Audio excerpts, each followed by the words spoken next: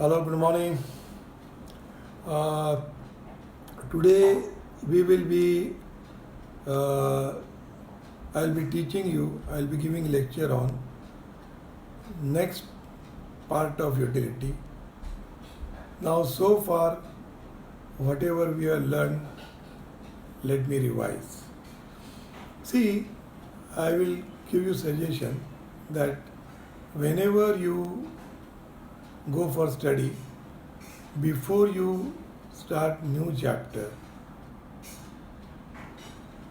you should try to recollect, try to revise what you have done before. So that sort of habit you should make. So that will help you to understand your lesson or topic in detail. So that will help you in appearing in exam while writing the answer. You will be recollecting all points. So whatever we have learned so far is. Now we started with utility. In that we learned meaning and definition of utility. Then second, features of utility. Now in features we learn 10 points, and that is relative. Utility is relative. It differs from place to place, from time to time. Relativity is the first feature. Second feature is it is a subjective term. For a blind man, TV has no utility. So it is a subjective term. It differs from person to person. Third point we saw is it is not same as usefulness. Utility as it is not same as usefulness means if a commodity or product has utility, a person will try to consume it because from that he gets satisfaction. So why people are buying goods? Because it has utility, and utility means satisfying power of a commodity. So people smoke cigarette though it is not useful for his health. Now, so it is not useful. So, but utility is not. Next point is it has no ethical significance. It is not whether it is good or bad. It will not see that commodity satisfying the good will be consumed or used by that person. So the example which is given in the book is a person drinks liquor because he gets some satisfaction, but which is ethically not good. So next point is utility is not measurable. So utility is psychological term. It is satisfaction you get when you eat some fruits or when you drink water or cold drink, you get satisfaction. But that satisfaction is not measurable in terms of numbers or kgs because it is invisible. So utility is not measurable. Next is utility is not same as pleasure. Example, bitter medicine or injection given by the doctor has utility, but it is not giving you pleasure. But since that bitter medicine or injection has curative power, so it is satisfy your want of getting better health. You are suffering from something and that can be cured with the help of that bitter medicine. So willingness, you are not taking that medicine willingly, but in spite of that, since it has uh, utilities, not same as pleasure. Now, utility difference it differs from satisfaction. It is the basis of law of demand. It changes when form of that goods is changed. Wouldn't change into furniture, change in the form. So these are the some features I have explained. Now next we saw types of utility. Uh, Types of utility is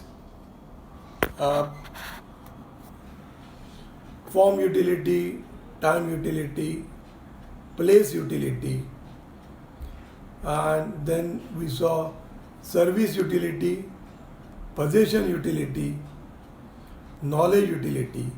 So these are various types of utility. Next part we saw is concept of utility. I am just revising in few minutes. Then afterwards we'll go ahead. Those who have not attended or those who have not seen the video, I am just giving brief idea what I have done so far. Next is concepts of utility. There are two concepts: total utility and marginal utility. Then we saw law of diminution marginal utility. So this law consists of three things: explanation of law, assumptions of law, and exceptions to the law of diminishing marginal utility. So we have learned, I have told you about this. Now we will go to next point, and that is what are the limitations or criticism of law of diminishing marginal utility. So first limitation is that it is based on certain assumptions which are not realistic. So law is based on unrealistic assumptions. Which are these unrealistic assumptions? These are like homogeneity conditions. So conditions of law. So conditions means assumptions. So homogeneity of condition. So while consuming, you should consume similar product. Then assumption of continuous consumption. You should consume continuously the commodity which you have started eating or consuming. So if you do continuous consumption, then only law of diminishing marginality can be proved. So for proving this, now another condition or limitation or assumption is divisibility. I will explain these points. Then, so first point you have to give what are the unrealistic assumptions, and then next point you have to explain these unrealistic assumptions in brief. So now second point, law of utility says that cardinal measurement of utility. It assumes that utility is measurable, but utility is not possible to measure because, as I told you, it is invisible, it is intangible. You can't explain in terms of quantity how much pleasure you got. So, utility, so assumption of cardinal measurement is not practically correct because utility is psychological feeling. So next point is that indivisibility of goods. Certain goods cannot be divided, like mobile, TV, radio, car, etc. It is because these goods are purchased only once and cannot be compared and found out marginal utility from it. Hence, marginal utility cannot be found out. But in day-to-day life, we purchase these goods, and hence indivisibility of goods assumption is not true. Now, next criticism or limitation of DMU is that constant marginality of money. The law wrongly assumes that the marginal utility of money remains constant. In fact, it is influenced by prices of goods, supply of money in circulation. Marginal utility of money is not same in the case of every man, every person. To a rich man, it will be less than a poor man. So, this assumption is also criticized by various economists. Now, next point of criticism is a single want. In day-to-day life, we consume, we use many or various goods. So, the law is applicable when a consumer satisfies single want.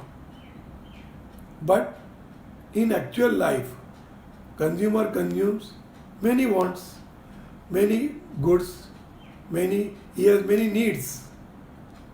Under such circumstances, law is not applicable. So, these are some limitations or criticism of law of diminishing marginal utility. The next point is, what is the importance of or significance of law of DMU, law of diminishing marginal utility? Which are the various communities, or which are the various society people in terms of consumer, government, which are the sections which are making use of which the law of DMU. The application of law is applied by these sections of the people, that is consumer, producer, government, finance minister, etc. So, how it is important to consumer? The law of DMU is called law of consumption because it helps the consumer how he gets maximum satisfaction by consuming particular commodity. It guides him to plan his budget for a particular product from his total income. He will decide which goods he should buy, which he should not buy. So, those goods which give him more satisfaction, he will buy. So, this law is helpful to the consumer. Same is the case to the producer. It helps the businessman or producer in fixing the prices of goods or commodity. Larger the stock of commodity, lower the marginal utility we saw. So, thus in this case, a producer will have to fix lower price to sell more. So, this law is important to the consumers as well as seller or producers. Now, third is, it is very, very important to monopolist. Now, what is monopolist? Who is monopolist? Mono means single. Polist means seller. So, monopolist is a single seller in a market. He has no competitor. For example, railway in India, formerly it was MTNL, Mahanagar Telephone. It was Air India. So these are the examples of monopolist. So single seller, large number of buyers is the market situation in the case of monopolist. The law is helpful to the monopolist in practicing price discrimination of goods he is selling. Sorry. Now, what is price discrimination? Price discrimination means charging different prices to different customers or charge different prices in different markets. Now, for example, railway is charging more fare for first class passengers. It gives concessions who are above 60. So, this price discrimination is made by monopolist. Marginal utility is relatively less to rich people and more to poor.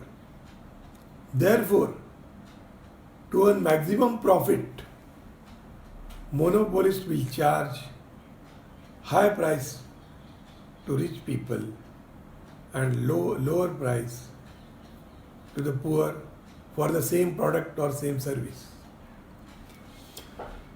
He can charge different prices because he will tell to the consumer, look, this is my price. Whether you want to buy or you want to go without it. Since there is only one seller, consumer has to decide whether to buy or not. Next point is, it is very much important for finance minister. The law of DMU is deeply studied, in depth it is studied by finance minister before budget. The law is helpful to the finance minister in formulating the tax policies. The progressive taxation can be justified on the basis of this law. Now, what is progressive taxation? The rate of tax will be more for rich people in case of income tax. So as the income goes up, so in every budget, if you see that rate of tax goes on increasing to the high income group. Similarly, in case of goods which gives you luxury and comfort, in that case, GST charged by finance minister in his budget is more. Those basic necessities of life which are purchased by poor section of the people, of the society, there is no GST. So, similarly, so this is how it is useful to the finance minister for deciding the rate of tax in case of income tax and in case of goods and services, the application and rates of GST. So these are various points of importance or significance of law of DMU. Now I am coming to last point of your importance or significance is that law of DMU, diminishing marginality, makes you understand paradox of value. Now, what is paradox of value? It is difference between value in use and value in exchange. See, this paradox we observe in our day-to-day life, but we don't know how it is applicable to various types of goods. If you study this paradox of value, you will come to know, अरे ये ऐसा है क्या? Now, let me explain you what is paradox of value. The law of diminishing marginal utility explains why there are certain commodities which have more value in use but more value in exchange but less value in use.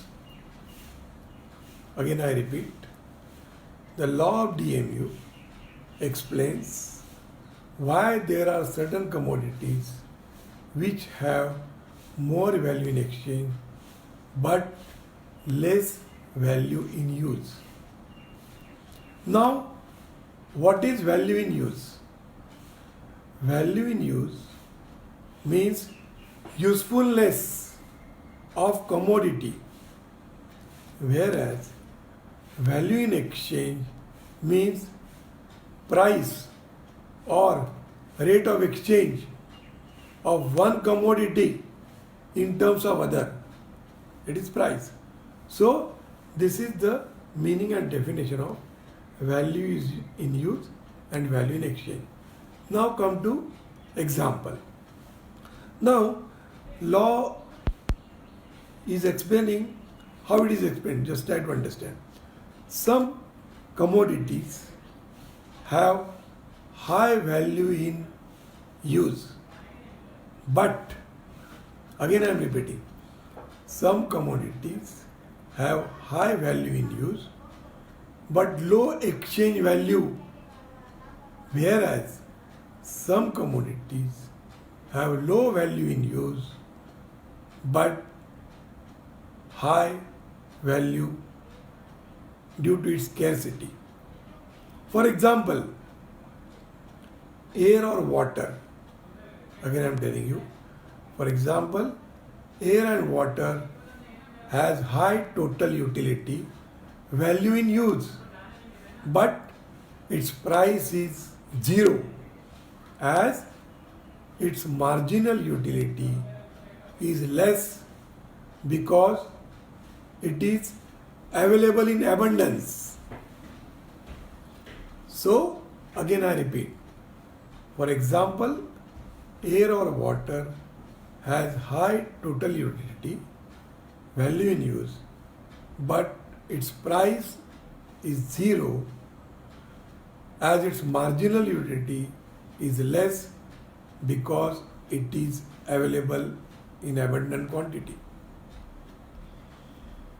Now, next example.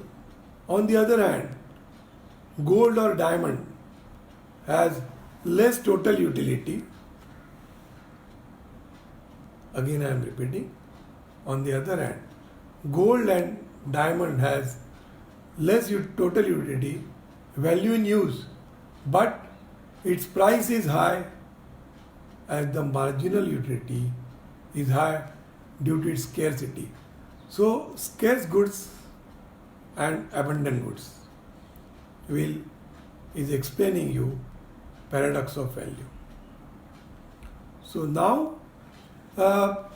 this topic is almost getting over. Now the questions which are asked in your exam will depend on the syllabus which is coming now and question pattern which is not received by people, by us teaching staff. Now it will be received in due course of time. Accordingly, question answer depending on the pattern, depending upon the weightage for each topic will be learned, studied or taught by me subsequently. Now, so far we have covered 2 topics of your new syllabus, and that is MICRO, microeconomics and macroeconomics. And then we saw the second topic we learned is analysis of utility, law of DMU, etc. Now we are coming to next topic, and that is analysis of demand. Chapter is very important. Now see, my way of teaching is, first I will explain what is to be covered in this topic. In the meantime, after the break, when I come again to teach, again I revise whatever is taught or learned by you. Then again, after completing the topic, again I revise everything, so that will help you to understand the topic thoroughly. Now I am coming to third topic, that is analysis of demand. Now again, what will be taught by me or what you will learn? Now again, meaning and definition of demand, analysis of demand, that is individual demand, market demand. Third, factors affecting demand. Fourth topic is types of demand. Next, law of demand. So again in law you will learn 3 parts, that is law itself, explanation of law, schedule of law, and diagram of law, first part. Second is assumptions of law of demand. Third part is exceptions to the law of demand. So this is the 5th topic. And next topic is what is variation in demand and what is change in demand. And next, actually in old syllabus, separate topic was given, and that is elasticity of demand. So, there are 7 topics to be learned in this. Today, we will just learn what is meaning of demand, and then we'll stop. Now, in common use, commonly it is said that demand means desire to have something. मुझे ये चाहिए, लड़का बोलता है मुझे ये चाहिए, मेरी मिसेज बोलती है मुझे ये चाहिए. So that is called demand. Demand means whatever you desire to have. So that is in ordinary language, whatever you want, you say it is you desire, and you say it is demand. But in economics, just desire to have something is not demand. In economics, apart from desire, you should have two more things to complete the definition of demand. So in economics, demand is more than desire. It should be so only desire or willingness to have something. Willingness to have something. I want this. I want this. No. In economics, when desire for goods and services or services is backed by, supported by ability and willingness to pay, then only it can be called as complete definition of demand. So, demand implies three things: desire for goods and services, willingness to pay, and third is ability to pay. So, if these three things are satisfied, then only you say that it is a demand economics. Basically, willingness and ability to pay will change your desire into demand. Absence of both or one condition will not give rise to the definition of demand. For example, a baker has desire to go and drink tea in Taj Mahal Hotel. So, this is only his desire, but it cannot be called as demand because he has no ability to pay. He has no purchasing power, and therefore his desire cannot be demand. Now, apart from desire and ability, he should have willingness to pay. For example, 10 years back, my son told me that, "Daddy, I want bike." So I told him, I have not refused. I told him, okay, we'll wait for some time. Let us see next month. So there was desire to have something. He was aware that I am having ability to pay. But there was no willingness to pay. So his desire was not converted into demand. But after few years, he has completed his graduation, post graduation. He has done his SAP course, SAP SAP in material management. And then one fine morning, he gave me surprise, and he told me that, "Baba, I have purchased bike."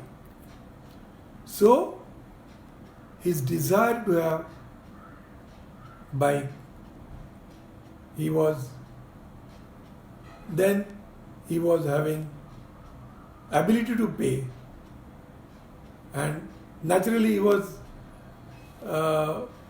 he wanted to buy, and then so now he has fulfilled his demand by that covering these three conditions, that is desire to have bike, willingness to pay, and ability to pay. Now, next part of your definition or meaning or concept of demand is that apart from above conditions, we must remember that demand is always at a particular price. Means suppose you ask your milk wala, अरे भाई आज कितना litre दूध बेचा? बोलेगा I have sold 100 liters. Next question comes, at what price? One more question comes, in a day or in a month or in a week.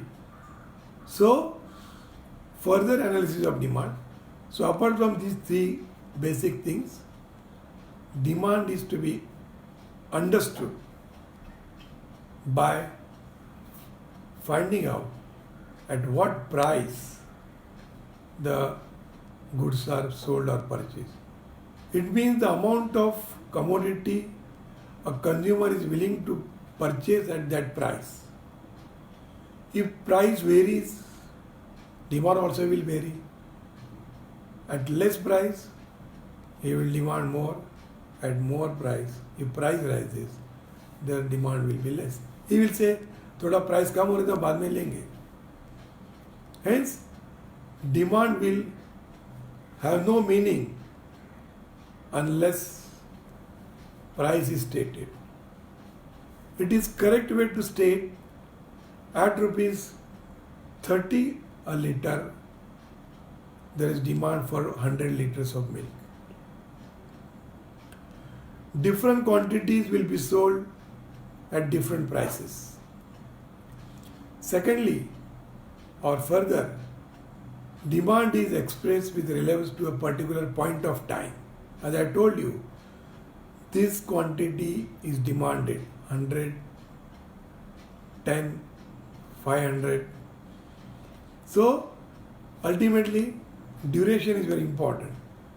Even at the same price, a consumer may demand different quantities at different times. Thus, there can be daily demand, weekly demand, monthly demand, etc. So, today we'll stop, and next time, tomorrow will be the lecture for accounts. We will study what is analysis of demand and factors affecting demand, law of demand, etc.